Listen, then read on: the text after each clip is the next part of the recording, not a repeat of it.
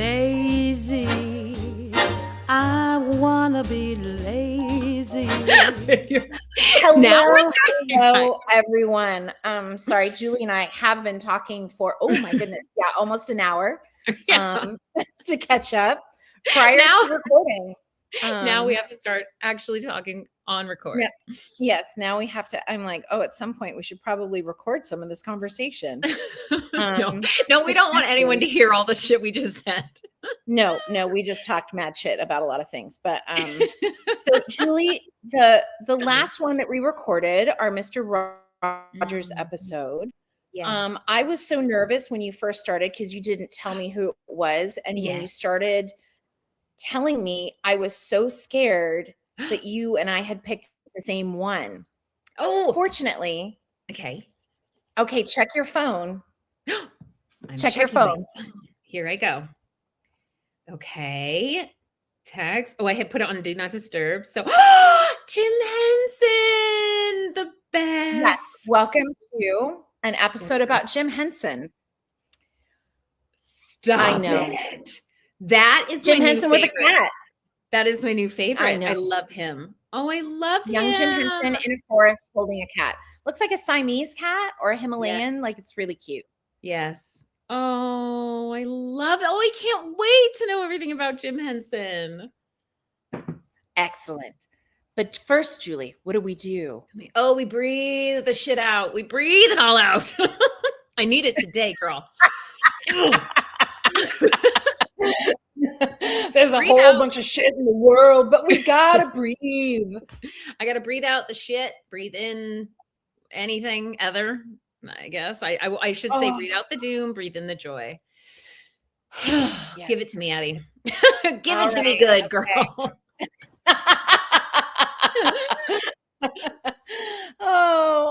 Okay. So we're going to focus on kindness. We're going to focus on being good people. We're going to focus on all the things that made Jim Henson just so wonderful for children and adults. Oh, God. Made the world a better place. Yeah. Am I a man or a Muppet? I'm definitely a Muppet of a man is what I am. I think you are. I agree. I think I am. Yes. So we're going to box breathe. So again, everyone, if you're listening, if you can close your eyes, do. If you can't, please don't.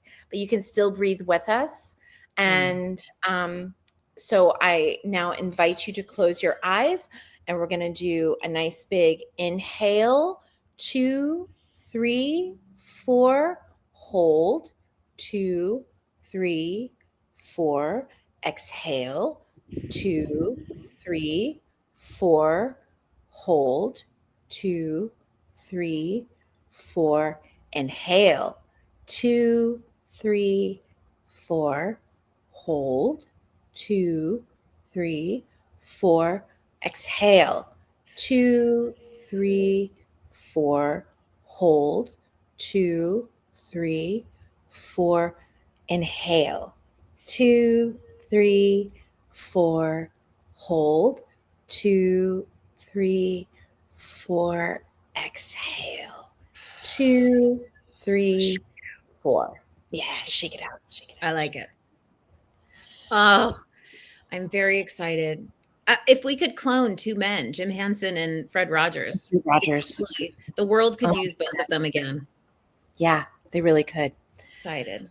Our friend Jim was born September 24th, 1936 in Greenville, Mississippi. But he grew up in Hyattsville, Maryland. He almost has my birthday. So is he a Libra? Must be. Oh. Wait. No, because the 21st. Yeah, 21st is the cutoff of every sign. So he's a Virgo. Not my favorite. Right. Let's not hold him against him. I don't. So while he was attending the University of Maryland to get a degree in home economics. Oh, adorable. Ahead of his time.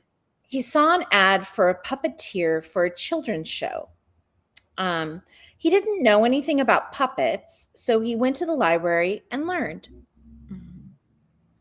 He got some help from his then girlfriend, Jane Nebel, who later became his wife in 1959. Cute. And together they created the first Muppets, including Kermit, for a 5-minute children's show called Sam and Friends that aired during the late 50s. And I think it was like a public access show, so nobody outside of Maryland would have seen it. But Kermit was originally a halved tennis ball with fabric from his mother's old coat and the leg of a pair of jeans to cover his arm. Hey, clever. A halved tennis ball means his head was very small.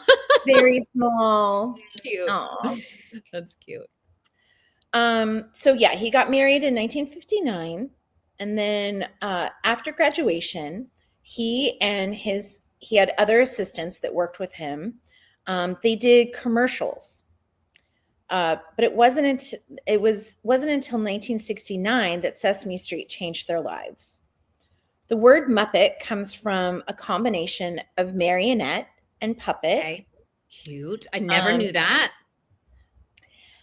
His construction of the Muppets allowed for more movement of the mouths, right? So they could make more mouth. I mean, my favorite is when Kermit does the little scrunchie with yes.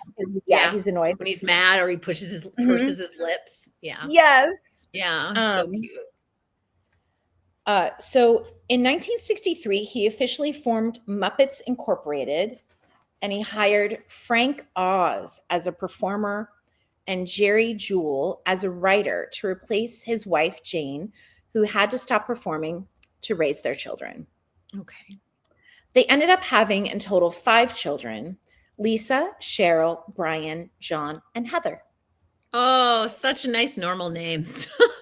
All of whom at some point worked for Muppets Incorporated because he said it was a family business. I love that, but I think everyone would want to. Are you kidding? Hire me. I'd love to do it. I'm like, yeah, Dad, I'm going to need to be a Muppet. Yeah, I need to be a Muppet. So they lived in Greenwich, Connecticut from 1964 to 1971 when they moved to Belford, New York. Jim credited Frank and Jerry with the comedy of the Muppets because Frank just inherently was a funny guy, and Jerry was the writer, and he was very funny. Ralph the dog made regular appearances on the Jimmy Dean show. The Cookie Monster was created for an ad for Munchos, a potato snack. Okay. He's a Cookie Monster, not a potato monster, but that's cute. I mean, eventually he became the Cookie Monster, but at first he was just a monster who ate Munchos. Nom, nom, nom, nom, nom. And Jerry Jewell it's so funny that he worked with these people so young. Jerry Jewell wrote everything. He wrote the Muppet movie. He wrote Muppets Take Manhattan. He wrote I Great love that Muppet one. Caper. He wrote all of those huge things that they did. He wrote the Muppet Show. Jerry Jewell, I mean, hiring both of them. And then, of course, Frank Oz, was not only Miss Piggy, but he was Yoda. And then, geniuses, all of them. All of them so early together. Okay. When the Children's Television Network hired him, at first his Muppet sections were separate from the live action sequences on Sesame Street. But due to the popularity of his part of the show, they revamped the thing to feature the Muppets. And Jim no longer had to make commercials anymore. Oh, because it was all about them. Sesame Street is all of the Muppets that live on Sesame Street. And all the Muppets that live on Sesame Street. Yeah, there's a few humans, but they're side characters. Yes. But at first it was about, the humans. Oh, so Sesame Street. The characters he created to live on Sesame Street were Grover, Bert and Ernie, Oscar the Grouch, Big Bird, a TV game show host named Guy Smiley. Guy Smiley. I remember Guy Smiley. I do too. Yeah. Well, I don't know. I haven't watched it in years, but Guy Smiley was regularly a part of it. He was hosting something. He was on almost every single episode. Yeah. He'd be hosting something that would become incredibly disastrous. Yes. Oh, Bert and Ernie were my favorite. Same. Loved Bert and Rubber Ernie. ducky, you're the You're one. the one. Hey, does Disney own that now? Yeah. Scares me. We got to be careful. You know how they come after you. True. Okay. But I do love that song. I still have the record of the Sesame Street songs from when I was a kid. Yeah. And let's see. Big Bird sings the alphabet song, but he says, it's the strangest word I've ever heard. And this is how it goes. And he says, Abkadefki Jeckelman Alpkerstuverxes, because he's reading it. So he doesn't understand that it's the alphabet. And then they have to tell him. They have to tell him. And then Rubber Ducky's on there. And I'd like to visit the moon. Remember that one? Oh, so many great songs. So many good songs. And then he brought Kermit back to become a roving television reporter. Cute. I forgot that that's what his job was at first on Sesame Street. The minute I read that, I was like, oh, yeah. Yeah. Didn't he often wear a little bow tie? I feel like he wore a bow tie. Maybe. Henson also worked on inserts for the numbers 2 through 12, and the original C is for cookie. Cute. Great song. Between 1975 and 1976, Henson and Muppets Incorporated didn't just want to do children's entertainment, and so he targeted adults by being on the first season of SNL. Wow, really? I watched there's a movie called Saturday Night that was about like the first episode of Saturday Night Live. Wow. And it's a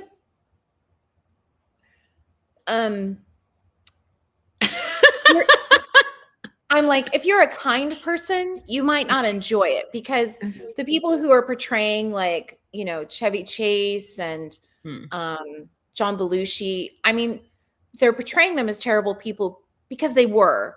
And the one who's alive still is. So it's not a friendly movie to watch, but it's interesting because from what I understand, it's pretty accurate. I think I've described this movie before on the show. Anyway, they have poor Jim Henson on there with his Big Muppets, and nobody understands really what he's doing, and they think he's a real square. So all they do is like make fun of him and like give him a ton of shit, which is really what happened. And so he did 11 sketches in total, all focusing on characters from a make-believe land called Gorch. Henson never gelled with the writers, who were often rude to him and did not understand his ideas and didn't like his wholesome vibe. So Jim worked on a Broadway play because he thought, you know, Muppets on Broadway. Yes. He really was ahead of his time. And then a TV variety show, but all the American networks rejected the series, assuming only kids would like it. He ended up chucking the play idea and pitched his show to a British TV producer named Lou Grade. He agreed to finance it, and then they could syndicate it worldwide. So he moved his team to England, and they began taping the show in Hertfordshire. Okay. The Muppets. One of my favorite shows of all time. Yeah. When I was a child, I remember we sang the theme song in my choir. Oh. Yeah. Yeah. I remember watching it too. Back when TVs didn't have remotes and you had to turn it on and find the channel. Yeah. Oh God, the Muppet Show. Now, I think the Muppet Show was so smart because yes, there were Muppets, and so kids were entertained, but then there was the guest host with the kids probably didn't necessarily always know who the guest host was. And then there'd be kind of like grown-up things that the guest host might say that would fly over a kid's head, but the adults were like, Oh, it was the beginning of that kind of humor, which is now in every children's movie, because you know that parents have to watch it. Yeah. Let's make it enjoyable for everybody. And then for Disney adults, I mean, those of us who are that way, I mean, look, we're just going to watch kids' movies anyway. So anyway, make it for us. Yeah. So The Muppets was a classic variety show with a famous star each week. They filmed 120 episodes between 1976 and 1981. The Muppet movie came out in 1979. and was a commercial and critical success, Mhm. with songs by Paul Williams, a hilarious meta script, and a shocking amount of celebrity cameos. It may actually be a perfect movie. I think so. I think so. Yeah. He followed it up with The Great Muppet Caper in 1981, Yeah. and then decided to end The Muppet Show to focus. He liked making these films. He wanted to focus on that. And then a certain gentleman named George Lucas came to him and asked him if he would help him make some creatures for Empire Strikes Back. Wow. Jim Henson was like, fuck Hell yeah, yeah. dude. But he probably didn't say Yeah, he was too nice to say that, but yeah. yes. And they wanted him to do the voice. And he said, no, my friend Frank is going to be better. Yeah. So he suggested Frank, and he was so impressed with Frank's performance that he did his best with his agent to try to get him nominated for an Oscar. Wow. I think that's so sweet. That is so sweet. Well, then they did The Dark Crystal. Okay. Yeah. Nobody liked The Dark Crystal. No, it was dark. It was too dark for children, for sure. I remember being scared of it as a kid. Yes, I remember being like, I don't know that I like that one, Mom. Yeah. Even the characters don't look as sweet as his other characters. Yeah, everybody looks ill. Yeah. So it was less successful. And then Muppet Takes Manhattan was Frank Oz asked if he could direct that one. And Jim said, yes, my friend, of course you can. And that was a hit. And that's how Frank Oz ended up being a director. Wow. I know. I'll You can't never beat a forget. Muppet movie. Yeah.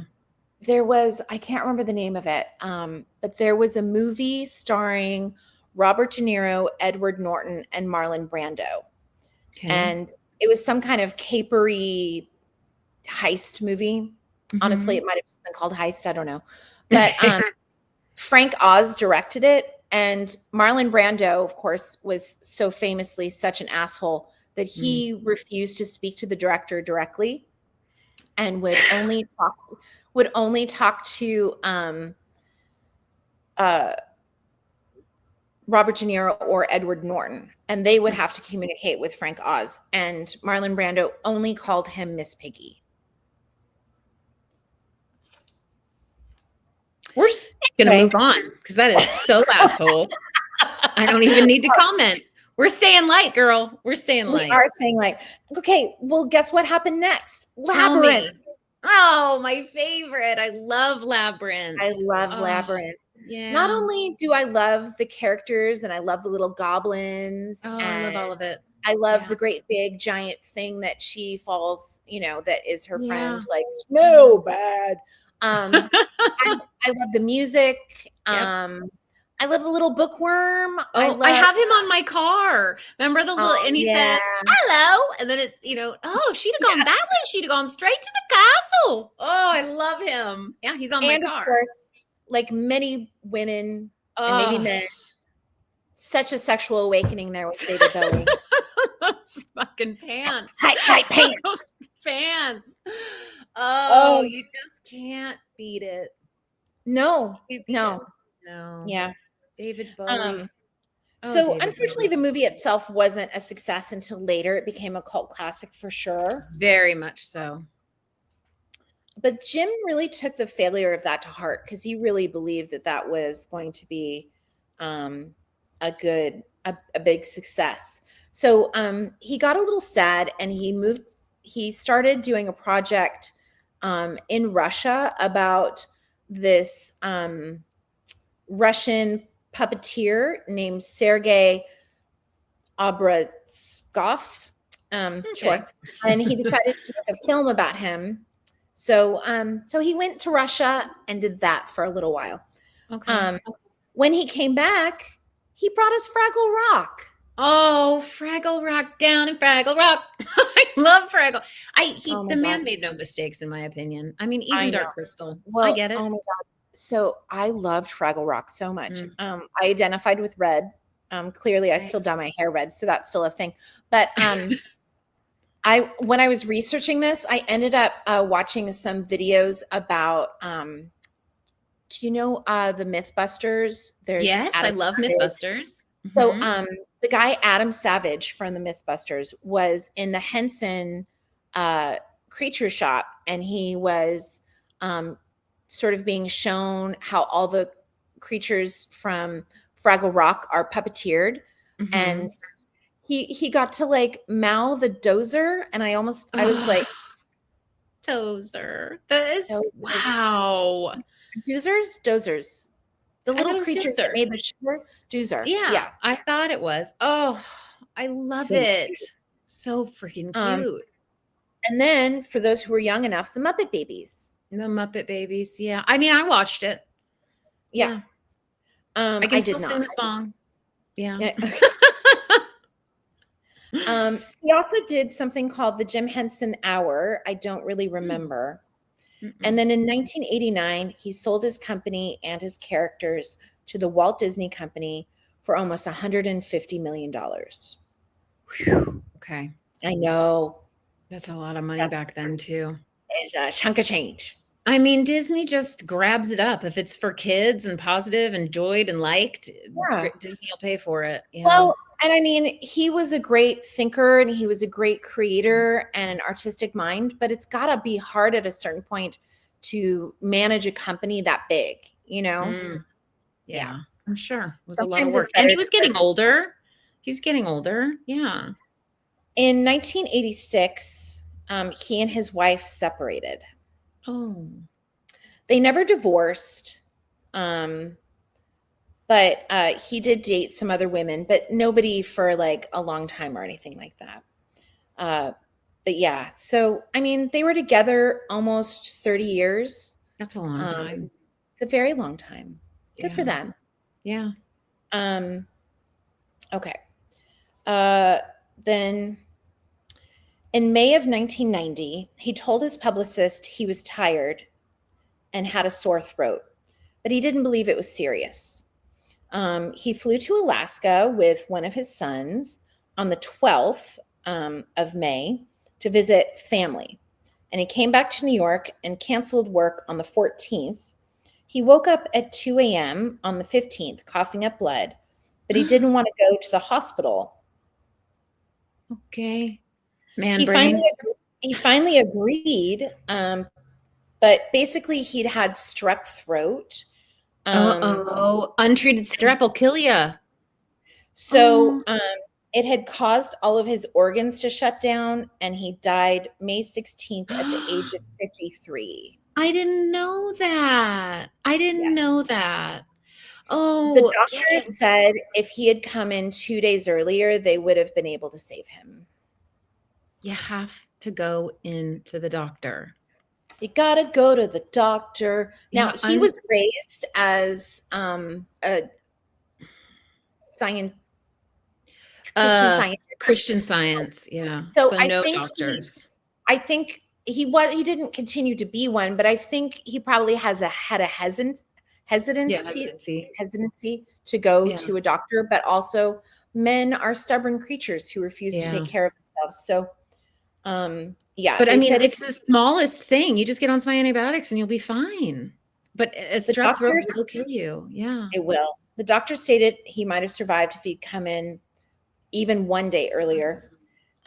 He was cremated and his ashes were spread in New Mexico. He had 2 memorials, one in London and one in New York. And at the memorial at the Manhattan Cathedral of John the Divine, Harry Belafonte sang, as did Big Bird, who sang It's Not Easy Being Green. Oh. The Puppeteers and all of the Muppets. Big Bird sang? He's saying It's Not Easy Being Green? Okay. Yeah. Yeah, all right. The Puppeteers and their Muppets all sang a medley of his most popular songs. No one was allowed to wear black, and the service ended with a New Orleans jazz band called the Dirty Dozen Brass Band performing When the Saints Go Marching In. Wow. So it was tried to be a celebration of life. But that is really fucking sad. But Big Bird saying it's not easy being green. He's yellow. I don't. Maybe they just couldn't swing it with Kermit. That's heartbreaking. I had no idea that's how he died. I remember at the time people were saying, oh, he had pneumonia. Some people thought he maybe secretly had AIDS, but no, the man just had strep throat. And knock on wood, I haven't had strep throat in a very long time, but I remember as a kid, like when I was in high school, I had it multiple times because I think, even maybe younger, like I remember getting it in junior high. And like that kind of like throat fire, like just go right to the doctor if your throat's on fire. It's so painful. It's so painful. Oh, well, thank you for teaching me about Jim Henson. I can see why you thought we might have picked the same person because they both did stuff with children. Well, yeah, and he started out like a beloved children's, and I was like, no, my heart like thump, and I'm like, I just did so much research. You know what? Maybe we really should share our lists. I have a long list, and mine included ravens and crows, and I was like, fucking Gary. No, it's okay, Gary. You had no way of knowing, but now I know how you feel. We have had multiple Raven experiences together going to Mendocino, so that does make sense. It's true. Plus, we just love them so much, and they're so fascinating. But I was like, it's fine. I couldn't do it. It's fine. I'll take it off my list. But I was like, well, this is what Addy feels like every time I do this to her. All right, girl. I've got some true or falses for you. Always fun. Ooh, yes. This week, let's do animal true or falses, shall we? Okay. All right. Plus, I have a fun fact, a little list of fun facts for you at the end. So, all right, let's do true or false. There is a butterfly called Saurana butterfly in honor of J.R.R. Tolkien's Lord of the Rings. Oh, well, I want there to be now. Yes. Yeah, true. Its markings resemble the flaming eye of Sauron. People are endless fans of the Lord of the Rings. And so that's why things like that happen. Something is just really good. Yeah, exactly. Yeah. But how funny would it be for a scientist? Their first thought was, it looks like the eye of Sauron. Oh, well, of course. Like if you've seen the eye of Sauron, you'd be like, oh, yeah, I see it. All right. True or false? Cats are the only animals that walk by moving both legs on one side of their body, then both legs on the other side of their body. No, I think there's at least one other animal that does that. Is it elephants or something? Good girl. False. Cats do walk like this, but so do giraffes and camels. Oh, okay. I knew there was something else. Isn't it surprising that there's so few, though? I mean, I never paid much attention to how they walk, but anyway. I know. Well, not a scientist, just a fan. All right. True or false? Rabbits don't naturally eat carrots. Oh. Well, that might be true because I feel like there's not a lot of carrots out in the wild for a bunny. Yeah. I feel like most rabbits are probably going to eat a lot of dandelions and seeds and grass, maybe berries because they might be in the woods, So yeah, I'm going to say true. It is true. And the myth is believed to have been started with Bugs Bunny. Oh yeah, absolutely. Rabbits don't naturally eat root vegetables at all. Do you want to know why Bugs Bunny ate a carrot? Yes, tell me. Okay. There's a movie you should watch. It's called It Happened One Night. And it's a Frank Capra movie. So before he did It's a Wonderful Life, he did this movie called It Happened One Night. And it stars Clark Gable and Claudette Colbert. And Claudette Colbert plays this daughter of a millionaire. And she's in love with this guy that her father doesn't want her to marry him. And so it's in all the newspapers, right? And her father's literally like holding her captive. And she's on like, she's not eating. She's a big spoiled brat. So she somehow like gets away and she's on the lam to try to like in the wild marry this guy that she's in love with. Clark Gable is this drunken, wisecracking journalist, and he ends up seeing her in the wild, and she's like on a bus, but she's a millionaire's daughter. She doesn't know how to be in the world. So he ends up kind of like cozying up and like helping her on this bus. You know, like somebody very easily pickpockets her and she like loses all the cash she has. And then they're, you know, she can't afford like more bus. And there's a scene where they're literally in the middle of nowhere in America. It's black and white. And they're starving because I think it's also like the 30s. So, you know, we're not quite out of the Depression yet. And he goes into this farm and finds these carrots. Okay. And he's using his kerchief to wipe them off, like to clean them. And then he's like eating them. And he's always got something to tell her, right? So he's like wisecracking, eating this carrot, going, you know what's good. You know why carrots are good for you, you know, and yeah. It's very Bugs Bunny. Yeah. When the makers of Looney Tunes saw this, they were like, oh my God, can you imagine? And what's up, Doc? And he's smacking his mouth. Yeah, I love it. And wow. Then there's this other super famous scene. He's like, okay, well, we got to hitchhike. And let me tell you, I know exactly how to like get a car over. I'm going to give him like the happiest, like little, like, you know, thing. And she's like, oh yeah, that's how you're going to do it. He's like, yeah, anybody pull over for a guy who like had that jaunty little, you know, and of course, like cars are going by and like nobody's, and then she goes, I bet I can stop a car, the first car that comes by. And he's like, oh, you think so, huh? And she just pulls up her skirt to show her leg. And the car's like, oh, I love it. That was a good side story. Okay. All right. Well, they don't eat any root vegetables, Addy. Zero. Oh. Nary a root vegetable. Okay. True or false? Even though zebras are part of the equine family, they cannot be crossbred with any other animals in the equine family. That's interesting.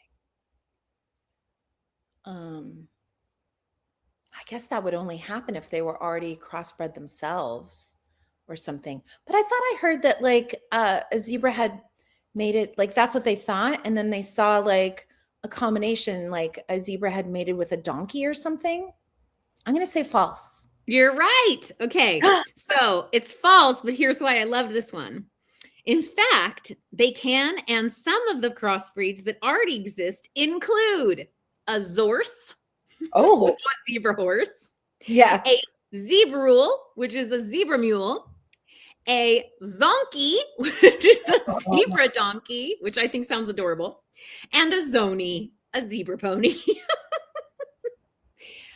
Honestly, those names just charmed me so much. I had to give you that one. Oh, so a zony isn't just like someone from Arizona who hangs out in San Diego during the summer? In San Diego, we call them that, don't we? We say, go home, zonies. All right. Here's one last one. True or false? Rats are capable of laughing.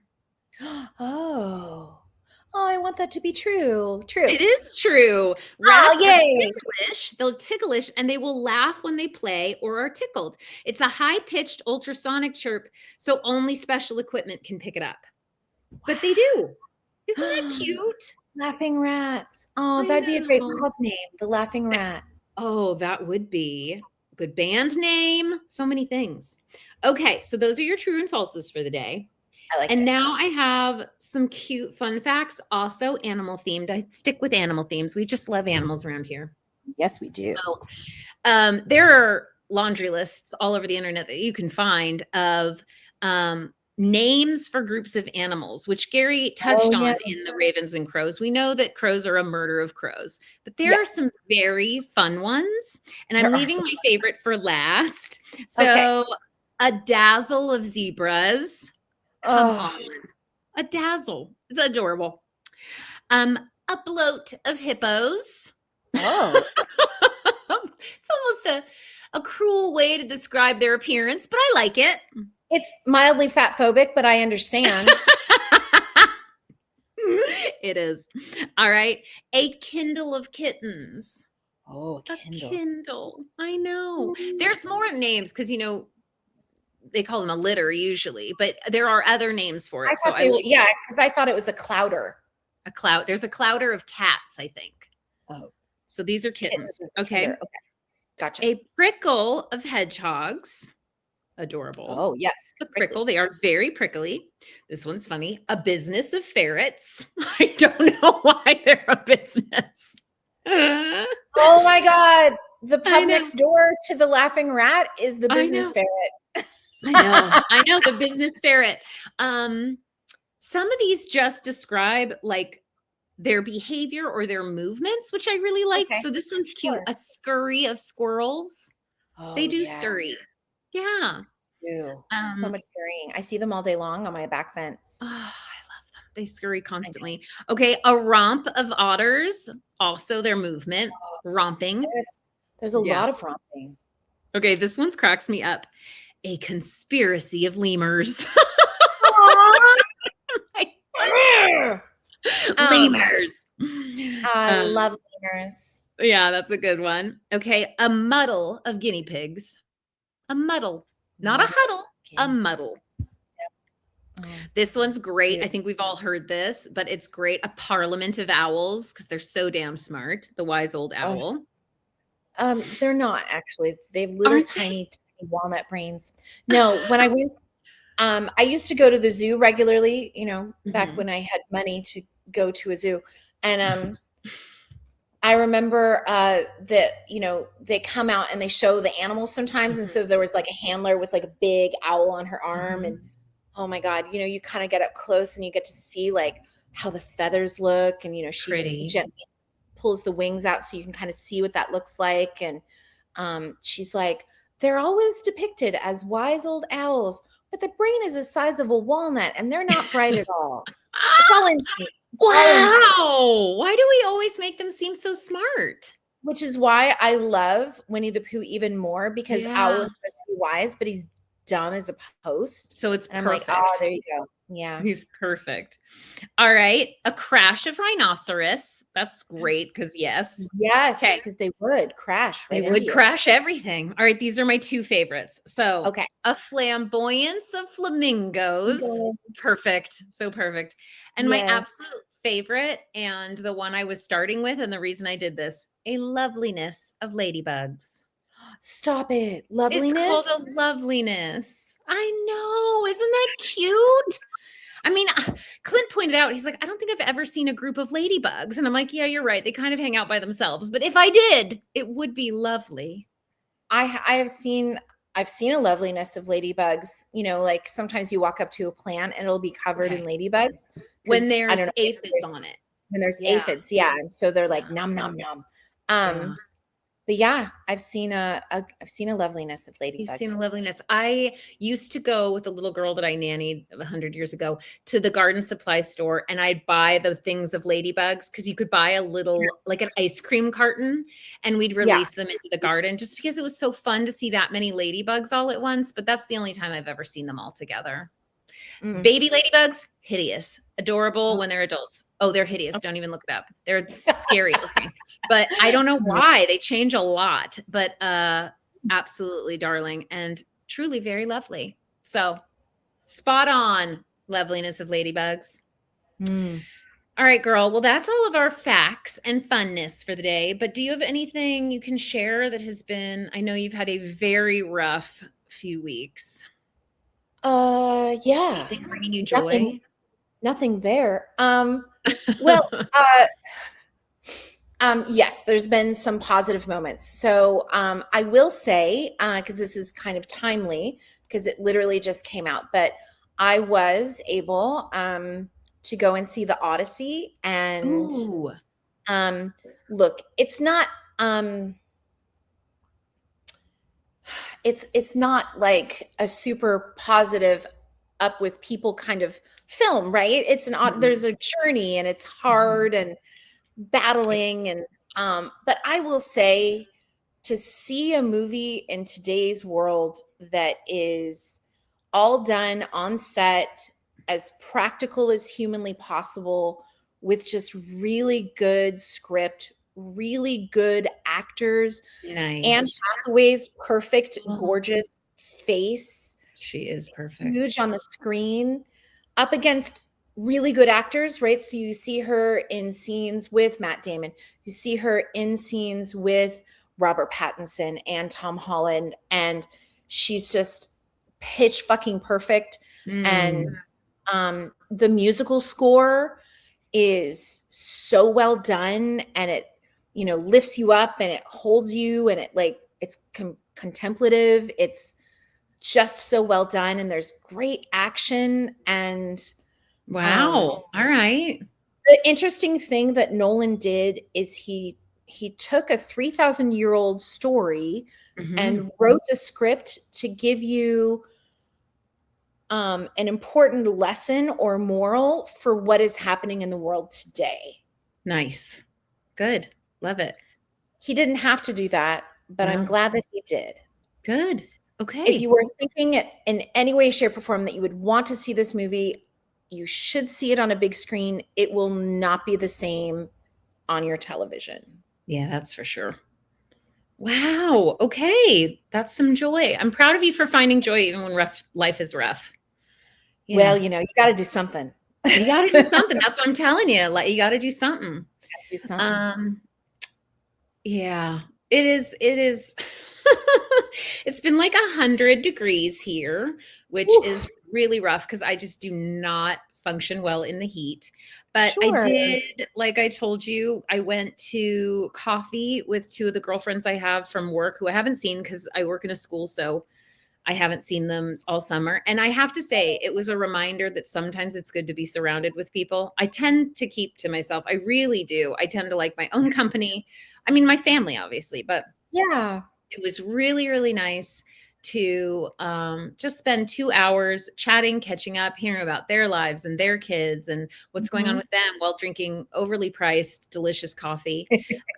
You know, yeah, we have a really cute little place here called the Mindful Coffee Company, and everything's organic and gluten-free and everything. And they make interesting mixes. Mine was a maple black salt latte. It was delicious. It was delicious. I know. Yeah. And my friend ordered a honey lavender latte. I mean, really unique, fun stuff. So those are those little experiences that you tend to not do either because you feel guilty spending the money or you just don't have the time. But making time to see people it's good for me. I know it's good for me, and I have to actively seek it out. So it's hard as I mean, I'm customer facing for a living. So it's hard for me to muster the strength to then socialize in my time off. It's very, very hard. But when I went to the Odyssey, I went with my friend Brooksy, and it was so nice to, you know, be around her and be around somebody that, you know, I've known for so long. And we have that, like, the years of closeness and, like, you know, talking about each other's lives and solving problems together and encouraging each other, you know, just girlfriends.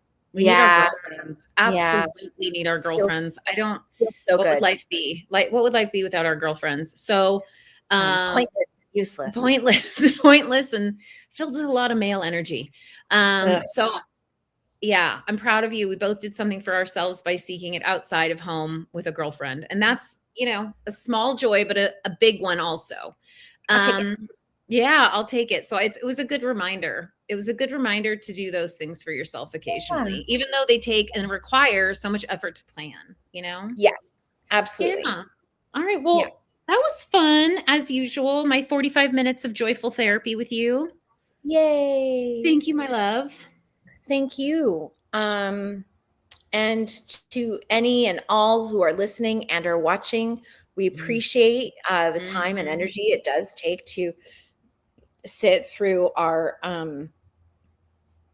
whatever this is podcast. And so we just want to thank you, of course. If you can rate and review, that helps us out so much. If you can figure out how. I've had multiple people that I work with who are like, I don't know how to rate and review. And I'm like, okay, well, it's on every platform. So if you have something other than an iPhone, I don't know what to tell you. Oh, that's true. Yeah. Yeah. That's true. But on iPhone, it's super simple, but yeah. It's super simple, but and I think on Spotify it's super simple too. But on other platforms, well, baby, I'm so sorry. Maybe Google. Good luck to you. Yeah. Google it. No, don't Google it. DuckDuckGo it. DuckDuckGo it. Yes. Yes. Anyway, but I hope moving through the world that you can find some kind of peace and positivity in day to day. All right. That's if not, come back and find it with us at least once a week. Right. Okay. Right. Love you. I love you, Jules. Bye. Lazy, I wanna be lazy.